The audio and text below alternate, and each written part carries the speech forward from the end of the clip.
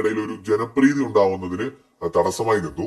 ഈ ഒരു റിയാലിറ്റി ഷോയിൽ സ്വന്തം നിലയിൽ ഫാൻ ബേസ് ഉണ്ടാക്കിയെടുത്തെങ്കിൽ മാത്രമേ മുന്നോട്ട് പോകാൻ സാധിക്കൂ. ബിഗ് ബോസിനകത്ത് പലപ്പോഴായി നമ്മൾ കേട്ട ശബ്ദങ്ങളിൽ ഒന്ന് തന്നെയാണ് ശ്രീരേഖ.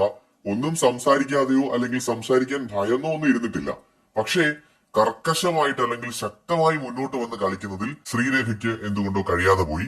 അത് മാത്രവുമല്ല, ശ്രീരേഖ ഒരു പെർഫോമർ എന്ന നിലയിൽ ഇപ്പൊ ഒരുപാട് ആക്ടുകൾ ചെയ്തതിലൂടെ, പെർഫോമൻസുകൾ ചെയ്തതിലൂടെയൊക്കെ നന്നായിട്ട് നിന്നുവെങ്കിലും സ്വാഭാവികമായിട്ടും ഇത് പെർഫോമൻസ് പ്രൂവ് ചെയ്യുന്ന ഒരു ഷോ അല്ല. ഇത് ഒരു മൈൻഡ് ഗെയിം കളിക്കേണ്ട അല്ലെങ്കിൽ ഒരു സർവൈവ് ചെയ്തു പോകേണ്ട ഒരു ഗെയിം ഷോ ആണ്. അതിനകത്ത് നമുക്ക് നമ്മുടേതായ ചില നിലപാടുകൾ ആവശ്യമാണ്. ശക്തമായ തീരുമാനങ്ങൾ എടുക്കേണ്ടതായിട്ട് വരും.